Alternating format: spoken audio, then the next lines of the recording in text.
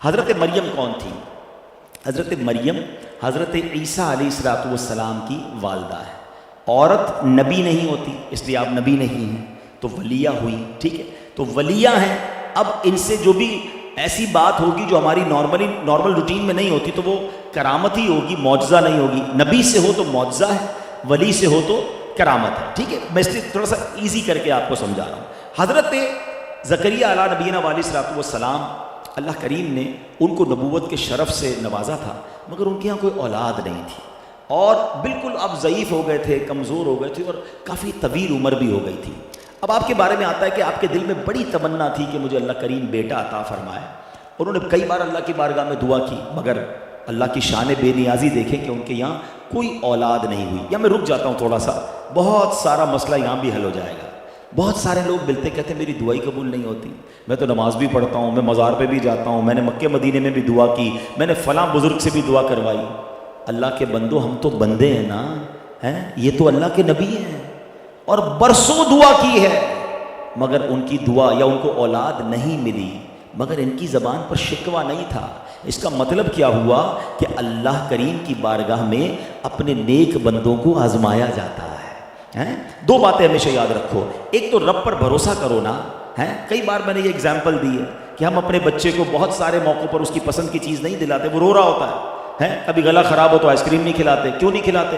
یار ice cream کھلائیں گے تو اور خراب ہو جائے گا، حالانکہ وہ رو رہا ہے. تو جب مجھے باپ ہو کر پتا ہے کہ بچے کو کب کیا دینا ہے، میرے مالک کو نہیں پتا مجھے کب کیا دینا ہے. اگر وہ نہیں دے رہا، میں رو رہا ہوں وہ نہیں دے رہا، تو بھروسہ کرو نا کہ یہی میرے حق میں بہتر ہے، یہ مل تو جائے گا مگر بگڑ جاؤں گا، تباہ نہ ہو جاؤں، میرے لیے خامی نہ ہو کہیں اس میں. تو اب ایک تو بھروسہ. دوسری بات، اتنی پیاری روایت ہے کہ جب دعا میں تاخیر ہوگی تو دل نہیں ٹوٹے گا. وہ کیا ہے کہ روایتوں کا مضمون ہے کہ اللہ کے حبیب علیہ الصلوۃ والسلام فرماتے ہیں کہ جب کوئی اللہ کا نافرمان فاسق فاجر دعا کرتا ہے نا، تو اللہ فرشتوں سے فرماتا ہے اس کا کام جلدی کر دو، مجھے اس کی آواز پسند نہیں ہے. اور جب اللہ کا کوئی پیارا دعا کرتا ہے نا، تو اللہ فرشتوں سے فرماتا ہے اس کا کام نہ کرنا، اس کو اور مانگنے دو، مجھے اس کا مانگنا پسند آ رہا ہے. اب سچ بتاؤ نا، میں ایک بار دعا کروں اور اللہ فرشتوں سے فرما دے کہ میرے بندے کا مانگنا پسند آ رہا ہے، اس کو اور مانگنے دو. ارے نہ ہو میری کوئی آرزو پوری، اگر میرے رب کو میرا مانگنا ہی پسند آ گیا تو اس سے اچھی میری زندگی وصول ہو گئی نا. تو بھروسہ کیا کرو رب پر، جلدی نہ مچایا کرو، شکوے نہ کیا کرو. میں حضرت زکریا اللہ کے نبی کی بات کر رہا ہوں، زندگی گزر گئی دعا مانگتے ہوئے، یا اللہ اولاد دے دے، نیک بیٹا دے دے، اولاد نہیں ہوئی. اب ایک بار حضرت زکریا نے کیا دیکھا کہ بی بی مریم، ان کی ایک محراب تھی جہاں وہ عبادت کرتی تھی بیت المقدس میں. وہ وہاں گئے تو انہوں نے دیکھا کہ سردیوں کے اندر گرمیوں کے پھل، یا گرمیوں میں دیکھا تو ان کے پاس سردیوں کے پھل تھے. کہا مریم یہ پھل کدھر سے آئے؟ کہا اللہ کی طرف سے آئے، اللہ کی طرف سے مجھے رزق ملتا ہے. پھل آ جاتے تھے محراب کے اندر. اب مثال کے طور پہ گرمیوں کے اندر جو ہے جو آم ہوتے ہیں، اگر کسی کو دسمبر کے اندر آم تازے تازے ملنا شروع ہو جائیں، اب تو خیر فریج میں رکھ دیتے ہیں لوگ، لیکن نارملی تو پاسبل نہیں نا. اب حضرت زکریا نے کیا شاندار استدلال کیا، کیا خوبصورت نتیجہ نکالا کہ مریم کے پاس اس محراب میں بے موسم کے پھل آ رہے ہیں، تو میرا بھی موسم اولاد کا تو نکل گیا ہے. عمر تو بہت بڑھ گئی ہے، لیکن اگر اسی محراب میں جا کے میں بھی اللہ سے دعا کروں تو کیا معلوم اللہ مجھے بے موسم میں بیٹا عطا فرما دے. اب آپ چلے گئے اس محراب میں. Again try to understand. میں جو سوال، یہ پورا واقعہ قرآن میں سورہ مریم میں موجود ہے. آپ اس کو، میرا مشورہ ہے سورہ آل عمران میں، معاف کیجیے گا، سورہ آل عمران کی آیت نمبر 37 تا 41. لوگ کہتے ہیں نا ریفرنس دیا کرو، تو یہ آیتیں پڑھ لیجئے گا اور اس کی تفسیر بھی پڑھ لیجئے گا. وہ عجائب القرآن غرائب القرآن کتاب میں اس واقعے کو بڑا تفصیل سے بیان کیا انہوں نے، عبد المصطفیٰ اعظمی صاحب نے. تو بہرحال آپ محراب میں چلے گئے اور وہاں جا کے آپ نے دعا کی، اللہ اکبر. اللہ کریم سے دعا کیا کہ اے اللہ تو بے موسم کے پھل دینے پر قادر ہے، میری عمر بھی بڑھ گئی ہے، موسم تو نہیں بچا اولاد کا، اے اللہ تو مجھے اولاد عطا فرما دے. اللہ پاک نے کیا کرم فرمایا، حضرت زکریا کو اس بڑھاپے میں بیٹے کی خوشخبری بھی عطا فرمائی، اور خود رب نے بیٹے کا نام بھی عطا فرمایا، نام یحییٰ رکھا، اور اس بچے کو بھی نبی بنا دیا.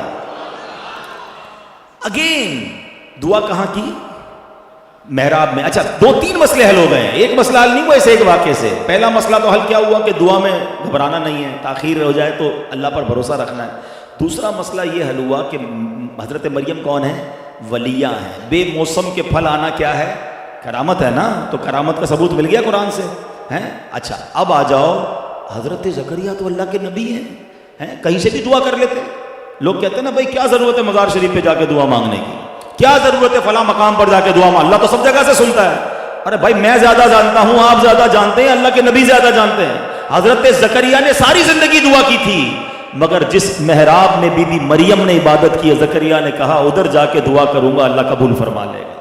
قرآن بتا رہا ہے کہ جہاں اللہ والے عبادت کریں ادھر جا کے دعا مانگو, اللہ وہ دعا قبول فرماتا ہے. اب میرا سوال یہ ہے, جہاں اللہ والے دعا کریں عبادت کریں ادھر جا کر میں دعا کروں تو دعا قبول ہوتی ہے. جس مزار میں اللہ والے موجود ہوں ان کے قدموں میں کھڑے ہو کے دعا کروں تو دعا کیوں نہ قبول ہوگی. ہو گیا مسئلہ سارٹ آؤٹ.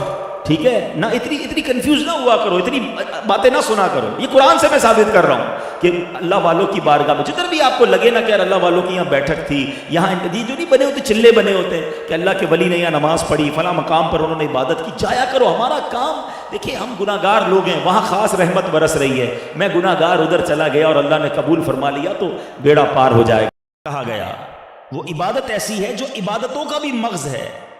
اب وہ کیا ہے وہ ضرور عرض کروں گا.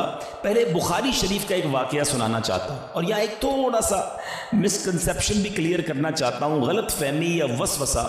کہ کچھ لوگ یہ کہتے ہیں جناب کہ دعوت اسلامی کے اجتماع میں جاتے ہیں تو بعض اوقات وہاں واقعات بڑے سنائے جاتے ہیں, اور قرآن و حدیث کی بات کم ہوتی ہے اور واقعہ بڑا سنایا جاتا ہے. اب میں جو واقعہ سنانے جا رہا ہوں یہ میں نے نہیں سنانا, میرے آقا علیہ الصلوۃ والسلام نے صحابہ کرام کو سنایا تھا. تو یہ شاید غلط فہمی ہے کہ واقعات کا قرآن و حدیث سے تعلق نہیں ہے. پرابلم یہ کہ نہ ہم نے قرآن پڑھا ہے نہ حدیث پڑھی ہے. جنہوں نے قرآن پڑھا ہے ان سے پوچھیں کہ قرآن پاک میں واقعات کتنے ہیں. قرآن پاک بھرا پڑا ہے واقعات سے. سورہ بقرہ کو بقرہ کیوں کہتے ہیں بھائی؟ یہ ایک گائے کا واقعہ ہے, بقرہ کہتے ہی گائے کو ہیں. ٹھیک ہے جناب. سورہ یوسف کو احسن القصص کہا گیا, قرآن پاک کا سب سے بہترین قصہ. شاید آپ میں سے بہت سو کو نہیں معلوم ہوگا کہ قرآن مجید فرقان حمید میں 100 سے زیادہ واقعات موجود ہیں, مگر لوگ پتہ نہیں کیوں اریٹیٹ ہوتے ہیں. اس کا مطلب کیا ہوا؟ اس کے آپ پڑھے لکھے لوگ ہیں, شاید میرے پوائنٹ کو پک کر لیں گے. بخاری شریف کی بڑی بڑی کتابوں میں, حدیث کی جتنی بڑی کتابیں ہیں, نبی پاک نے پچھلی قوموں کے واقعے بیان کیے. قرآن واقعے بیان کر رہا ہے, نبی پاک واقعات بیان کر رہے ہیں. What is the reason behind this?